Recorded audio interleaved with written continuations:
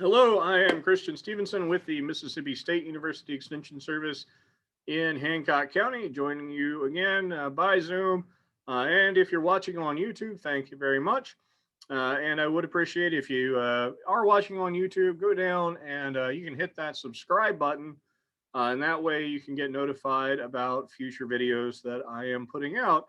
And I would encourage you, if you have any questions about the topic, you can put a comment down in the comment section. I will see when you do that, and I will be able to respond and answer your question for you. So let me know if you have any questions, and if you're watching by YouTube, I'd certainly also appreciate it.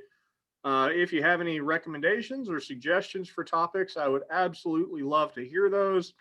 Again, you can put those in the comment section. Or you can see here at this title page, you've got my contact information by email and by phone. And I always welcome you to give me a call, ask me any questions you have that way, or make suggestions for presentation topics. So today we are talking about pruning plants in the landscape.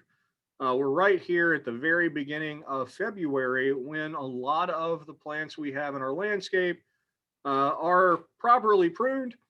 So this is a good time to talk about this, and a good time to get out into your landscape and take care of those plants so that they perform really well for you this year. So there are a lot of reasons why we prune plants in our landscapes. And a lot of that comes down to the appearance of the plants, the way that we want them to grow. Sometimes we're doing that just to limit their size. So if we have a hedge, we want all of those to be growing at about the same size. We may have them, next to our house or along a porch or something like that, and we want them to fit that size to the space that they occupy in the landscape, and not get too big and bushy. I have some azaleas in my home landscape that have just gotten massive over the years, and they can certainly take up a lot of space.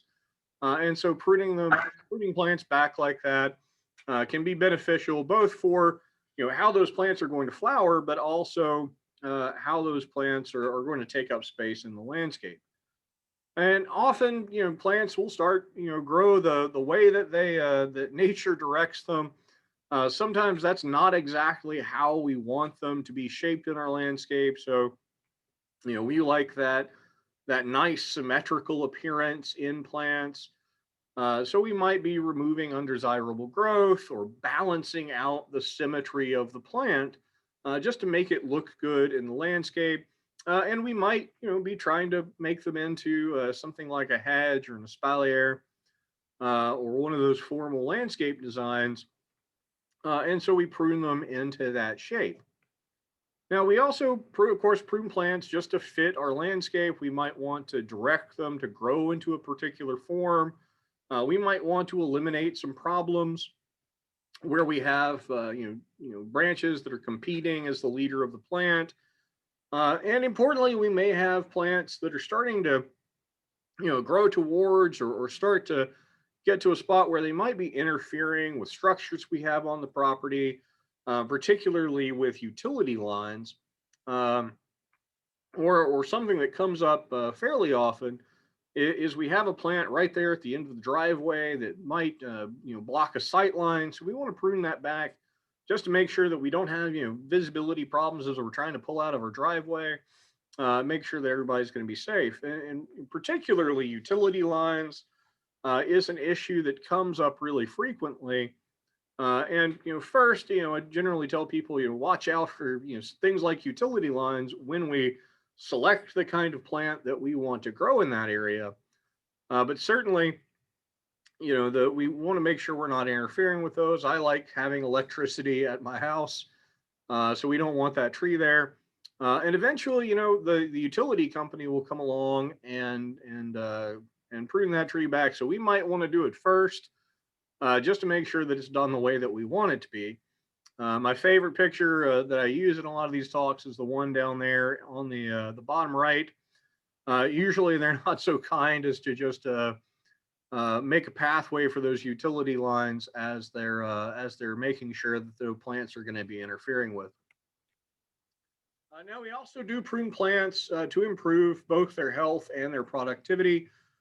Sometimes we prune away parts of the plant that are affected by disease or insect damage or dead or abnormal plant tissue. Down there in the bottom left, you see a plant that has a serious problem called fire blight. That's something that you would want to prune away to protect the rest of the plant from being infected by that disease. Similarly, you may have insects that get into a branch, and by pruning those away and getting rid of them, you prevent that from spreading to other parts of the plant. Now, we also, of course, enjoy our trees for the flowers that they have, or really all of our plants for the flowers that they have. And we may have them for fruit production as well. And how we prune is going to be really important for making sure that we get that flowering that we want on that plant, either just for the beauty of the flowers or for the production of the fruit. And that's an important thing because we need to be cognizant, or we need to be aware of what kind of tree we have and how it flowers, because that's really going to direct us in how we relate to pruning the tree to make sure that we're doing it properly. If it prunes, or rather, if it flowers in the early spring, we're going to need to take care of it a little bit differently than a plant that's going to flower into the late summer, because it's flowering on different wood. So there are several different kinds of pruning, and I just want to go into this a little bit to talk about the different kinds of pruning that we use on plants in the landscape, because we use them for different purposes. And I'll refer to this as I'm talking about the different kinds of plants we have in our landscape. Tip pruning is probably the least invasive, or the most minor kind of pruning. And this is done primarily just to make sure that we produce a thick, really well-shaped plant. So as we prune the tips of the plant, of course, we're stopping that growth from moving outwards, and we promote lateral growth, or internal branching in that plant to give us a really nice bushy appearance.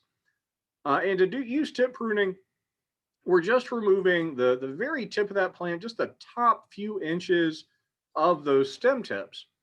And generally, we're going to do this in early spring, just after new growth has occurred. So right now, we're in early February. Most of our plants haven't broken dormancy and started to grow yet, so it wouldn't be quite time yet. We're going to wait for that plant to just start that early growth, and that's when we would apply that tip pruning. Probably the most common kind of pruning that we use is shearing. It's a little bit more extensive than tip pruning. Again, we're just clipping the newest foliage, 1 or 2 inches of new growth.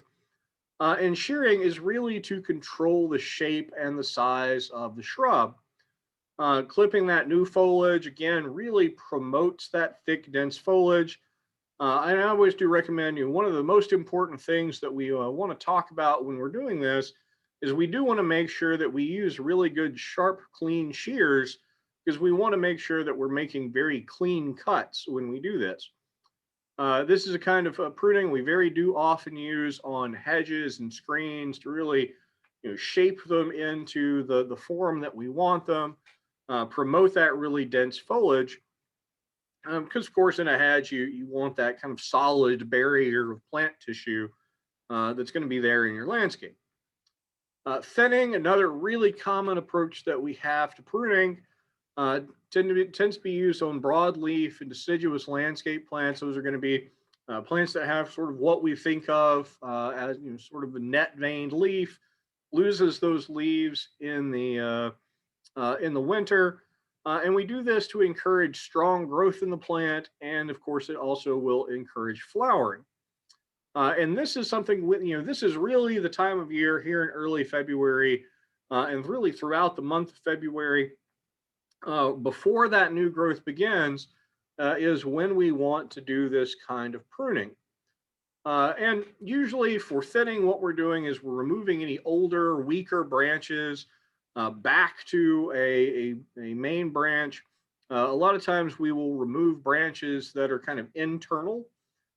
So branches that just kind of move across the inside of the plant, they don't reach out to where the sun is, can be removed by thinning. And sometimes, particularly things like blueberries or things like crepe myrtles, where you get a lot of shoots coming up from the ground, we can thin all the way down to the ground. And what that does is it reduces the competition amongst those shoots. So you get a good strong shoot coming up out of the ground. And by thinning it out, you just make sure all those branches are receiving the amount of sun that they want. And also by thinning, you allow air movement through the plant to be a lot, a lot easier, and that allows the leaves to dry more quickly, which can prevent a lot of disease issues. Now, rejuvenation, probably the most severe form of pruning. You want to use this on broadleaf evergreens and deciduous plants only. Certainly not something that we can do on any evergreen plants, or rather any needle-leaved or conifer plants. And this is done in order to kind of control overgrown plants. And it's something that I think is really kind of a thing that makes gardening a little bit easier. Is we have these plants that we can cut back, and they come back, and often they're going to come back stronger than they were when we pruned them in the first place. And there's two approaches to rejuvenation. There is sort of a gradual approach to rejuvenation, and then there is extensive or severe rejuvenation. Now, down there in the bottom left, you can kind of see an example of that gradual rejuvenation, where you're cutting back about a third of the plant, just thinning it down and bringing it down a little bit. Whereas you can kind of compare that down to extensive rejuvenation, where we're really cutting that plant 6 to 8 inches above the ground, and having it come back from that from the part of the plant you leave staying there above the soil. You want to do this in early spring, right about now, late winter, before the beginning of new growth. A very good example of this is roses, where we often use that rejuvenation pruning. Also use that on plants like nandina or other clump-forming shrubs. And what I like about rejuvenation literally means to make young again.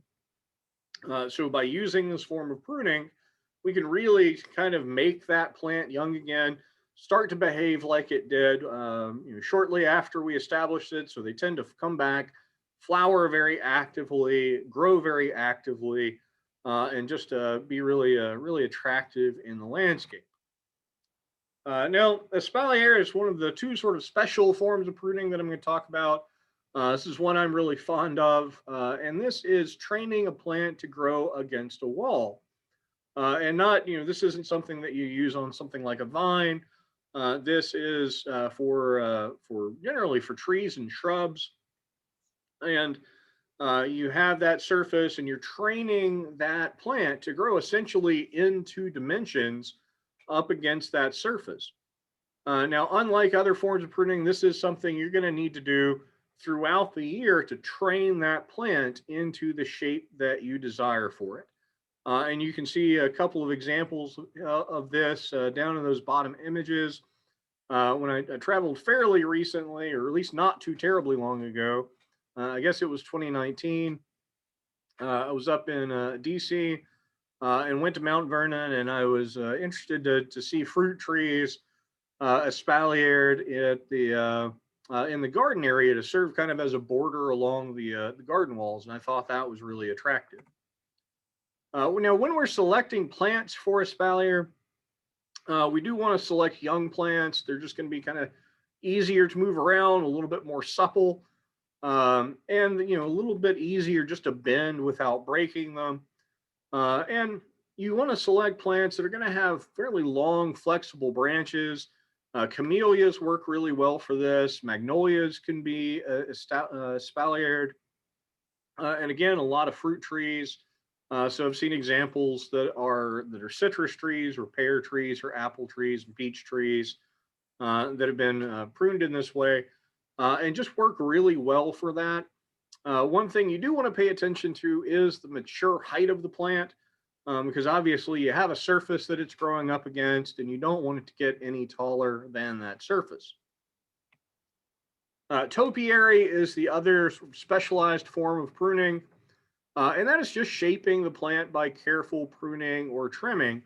Now, when I think of topiary, I think of what you see in that rightmost image, where you have the plant sort of pruned into this really fanciful way. But really, pruning any plant into a shape, if you make a boxwood into a box shape, that is a form of topiary. Um, that sort of classical cone shape that we often prune things into is topiary as well. And this tends to work with broadleaf and narrow leaf trees, works with shrubs very well. But again, to kind of maintain them in that shape, you are going to have to give them that shaping pruning several times throughout the growing season, or they'll start to send out shoots that kind of break the uniformity of the shape that you're trying to give. Some plants that work really well for topiary, things like European boxwoods, myrtles, arbor vitae, and bay laurel. Hollies do really well for this as well. So there are a lot of options that work in the landscape. If anyone that's listening manages to put together an elephant topiary in their garden, give me a call because I would like to come visit. Because certainly there's a lot of effort that goes into producing those forms for those plants, getting that really dense foliage, and getting that shape that you're looking for. All right, now timing pruning is one of the most frequent questions that I get, and it is important to properly time pruning for your plants. If we prune at the wrong times, for instance, if we prune in the late fall, we are really prone, if you late fall, September, October, a lot of times we're still going to get some warm periods of time. You may wind up with new growth on that plant that's really going to be easily damaged by frosts. You can have some severe damage to the plant that way. Some plants are going to have flower buds that are just going to be formed, and by pruning at the wrong time, we reduce the flowers that we're going to get. So the vast majority of our pruning is really this time of year. It's what we'd call late winter or early spring. So into February, into the very beginning of March, and to some extent, we do. It can be difficult to just give a calendar date for pruning because there is some effective temperature that we want to pay attention to. So it may vary a little bit year to year, but as a rule, the start of February is a really good time to look into to pruning those plants in your landscape. And one thing that we can use as a guidepost to tell us when to prune a plant, because different plants will need to be pruned at different times, is generally speaking, we're going to prune after the landscape feature for the plant is passed. So for spring flowering plants, we're going to prune in late spring, actually as their flowering season is ending. That's going to give us plenty of time for that plant to grow throughout the summer, produce flower buds for the next year. Those are going to sit through the winter and then come out in the spring and be really showy. So a good option there. For our fall flowering plants, use tip pruning or thinning. Again, you're pruning as the flowering season is ending. For plants with colorful berries, holly, being the example, you're pruning after those berries have gone away. And that just serves as a good guide for how we want to prune those plants. Now, keep in mind that for those fall flowering plants, we're just pruning them just by tip pruning and thinning, after they're flowering. If we're going to, cut them back pretty far, we need to think about that at a separate time. A lot of our plants do produce flowers on 1-year-old wood. Hydrangeas and crape myrtle are really good examples. So after they flower, we can cut away those branches that have spent flowers. But again, we're pruning by thinning here in late winter in February to promote vigorous spring growth. And you can see two images here, and these two images do not go together. On the left, you can see some really nice looking crepe myrtles, and then there is that disaster that people refer to as crepe murder. And we'll see the results of that where we see these pictures here. Um, you can see the top there. Someone has cut that crepe myrtle back really severely. You see plants where they do this year after year after year. And what results from this is you get you get these knots on the branches, and you get this regrowth of very thin branches that really can't support the weight of the leaves and the flowers. Some people will refer to this as pollarding. Pollarding was a way to produce kindling wood. It's used in France, and it is used legitimately on some plants. But this is not a great thing to do to crepe myrtles. Just produces these really weak shoots. And you can see kind of as an example there on the right, the response of a crepe myrtle to proper pruning. You can see long, graceful trunks coming up from the ground, and that plant is going to bloom very attractively. And just having those long, graceful trunks is really a part of the feature for that plant. So just keep that in mind as as you're working with crepe myrtles, that we want to avoid this repeated hacking off of the plants. Particularly, I often see this being done in the late fall. So I encourage you to stay away from this practice and try to convince your neighbors to do the same. Now, when we're talking about broadleaf evergreens, broadleaf evergreens really kind of include the vast majority of the landscape plants that we have as shrubs.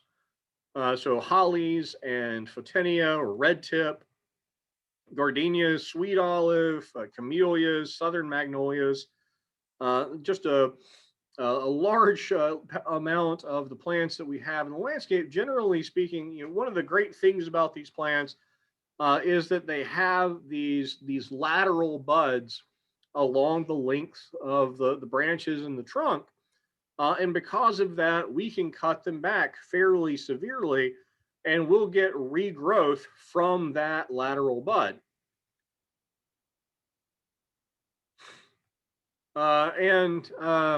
That lateral bud will come back, and that allows us to fairly heavily prune those. Again, we're generally going to do that this time of year as we're in the late winter. Now, there are some broadleaf evergreens that are dwarf plants that tend to have a really dense, sort of compact growth habit. And generally, they don't need a lot of pruning just to keep them into a smaller shape. But you may want to, after several years, if they start to thin out, particularly that internal space will get really thin, you may want to cut them back right by rejuvenation, just 6 to 12 inches above the ground. Again, that February kind of time, and that's going to allow them to grow back again with that really nice dense foliage and give them that more youthful appearance. Now we do have narrow leaf evergreens in the landscape as well. So this is going to be things like juniper, arbor vitae. Don't know a lot of people who prune pine trees, but cedar and spruce see those fairly often, or don't see a lot of spruce down here. And we do need to occasionally sort of shear these in early spring, again, right about now, just really to control their size. But it's important that we recognize for these plants that they do not have lateral buds.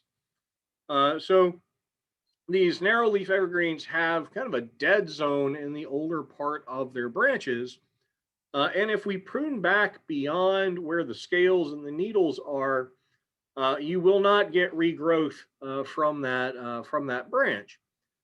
So severely pruning them can kill them. We really just want to use shearing that top outer couple of inches, staying in the green zone of that area of the plant, and that's going to keep them lush and in the shape that we want, without cutting back into that dead zone. And this can be a problem. Once that's done, you're not going to get regrowth of that area.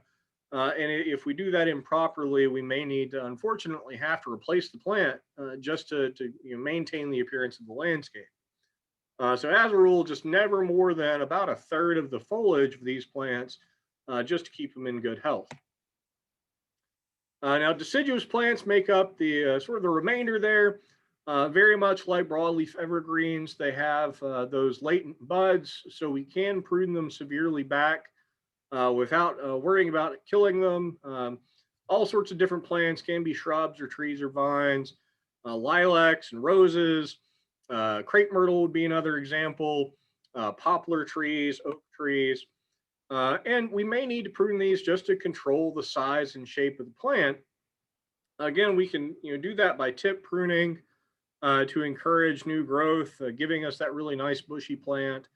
And we can also use thinning and rejuvenation on these, again, right about this time of year, as we are in late winter and early spring, just to promote the growth of the plant.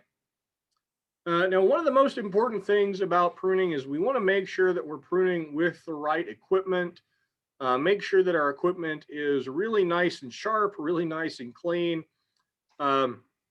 Making sure that we have clean equipment is going to help prevent spread of any disease organisms in the landscape. And having really good sharp equipment makes cutting easier, and helps avoid tearing the plants. You can see two different tools there, and those two different tools are for two different purposes. The sort of bypass shear works really well just for kind of shearing the outside of the plant, but it works only on very small, kind of tips of the plant, whereas a standard pair of pruners will go up to maybe an eighth of an inch or a little bit bigger than that. Anything larger than that starts to put a little bit too much pressure. After that, you need to get up to a pair of loppers to make sure that you're getting a clean cut. What we don't want to do, if we have a dull blade, that is going to potentially tear the bark or leave a ragged cut that's going to be harder for that plant to heal up and recover from. Because no matter how we look at it, essentially pruning is like surgery. We are cutting into the structure of the plant.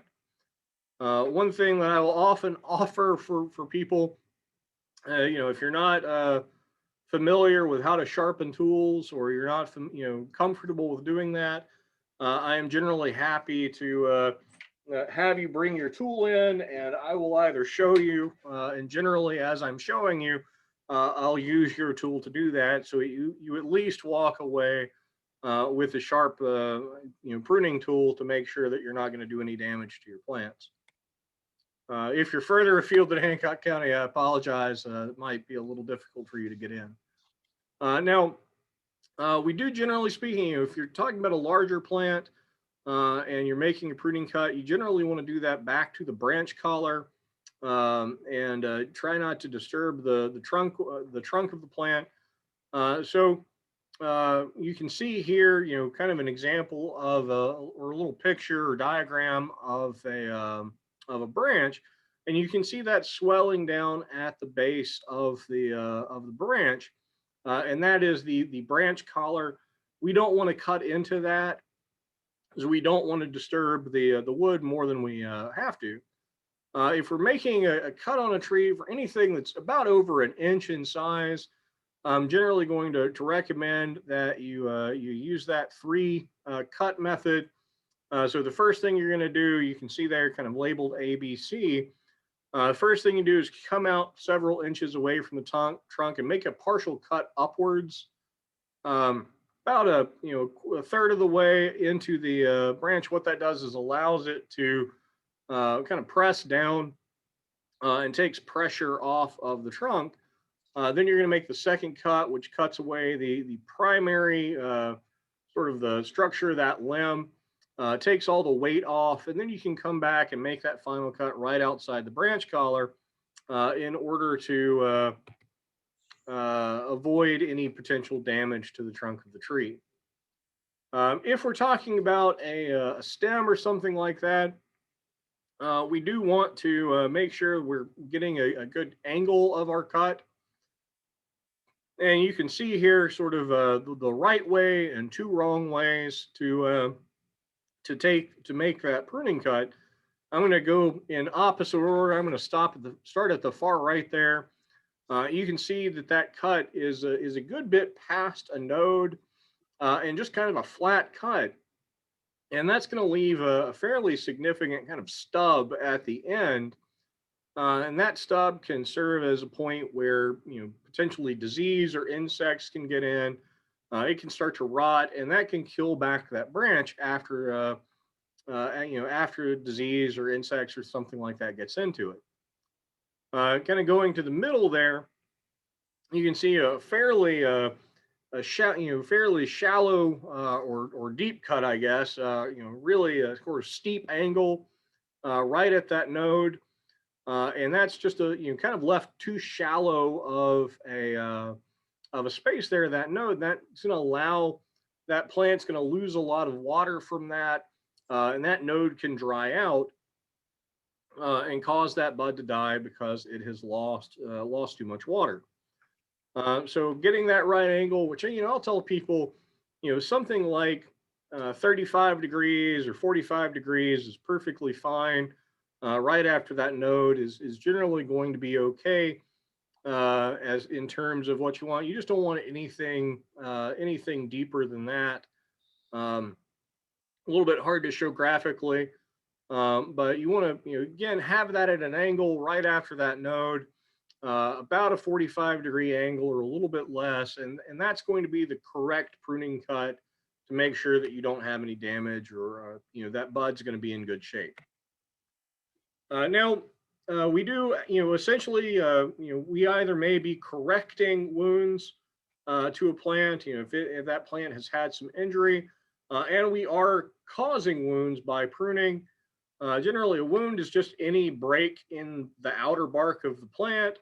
And the xylem of the plant, the water transporting part of the plant, is exposed. So because you have that wound, there are nutrients that become available to bugs and to fungi and things like that. And the wood is going to react itself to close off that wound and compartmentalize it away from the rest of the plant, just to prevent that plant from having any more damage. So you can see kind of in these two pictures the way that the plant recovers from injury. So really, healing isn't the right word.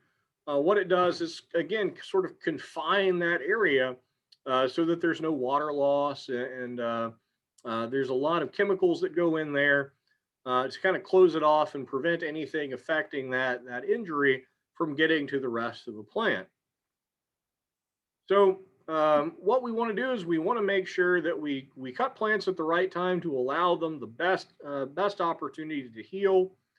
So things that encourage the vigor of the plant, obviously proper fertilization and proper water maintenance for the plant is going to make it heal a lot better. But also the time, where on the tree the wound is located, when it occurred, what it's been exposed to is all going to affect that as well. And you'll normally see as the wound is closing that it's not going to close all the way around. It tends to close in from the sides rather than the top and bottom. And that's just sort of an artifact of the way that the trees or plants grow. So a wound that's inflicted in the spring, in the summer, and the winter generally will close at roughly similar rates, but wounds that we caused in the fall are going to close a little bit slower. So that tells us, obviously we want to prevent that from happening in the fall. And though, we may have the same rate for spring and summer, they're not going to have the same amount of time to close at the end of the growing season, just due to the length of time that they have to do that. So Callus around springwoods is going to cover, anywhere from 3 times to 6 times more area than a summer wound was. So obviously, taking care of those things in the spring is really going to allow that wound to close a lot more than waiting to take care of it. Now, obviously, if you get a wound that occurs late in the growing season, you've got more fungi going on. There's more chance that you can have problems. So you do want to remove any dry or loose bark that's right around that wound. Try to make smooth surfaces out of ragged breaks. So you don't want to leave that ragged cut. Um, and you do want to cut so that water isn't going to be able to sit on the wound area. So you don't want to leave a flat surface directing upwards that water is going to be able to pool on. Now, I often also get asked about, should I put pruning seal or sealant, things like that, or wound dressings onto plants. I encourage you not to do this. There was advice years and years ago about using different kinds of things to seal off wounds on the plant. But generally, these have not been shown to speed closure or reduce infection, help the plant heal up. Oftentimes, if you have a wound dressing, it may allow water in, and that can actually promote more decay in the plant or cause more problems that we'll solve. Another thing that I'll frequently see is people, if there's a hollow in a tree, they'll want to fill it with something. I have seen various options there, from spray foam insulation to concrete. And these can often cause a significant amount of problems as well, because the tree, plants are living things, and they move. And as they move, particularly things like concrete are really inflexible. So that can cause more injury or cause more problems than it actually solves. So this has been just a really rapid run through on topics for pruning. There are a lot of there are a lot of plants that this is the appropriate time to prune them. So I encourage you to get out there in your landscape and tend to your plants. And by doing so, I think we'll see a lot more flowers and a lot better, stronger growth this year. So thank you very much. And if you have any questions, I will be very happy to address them.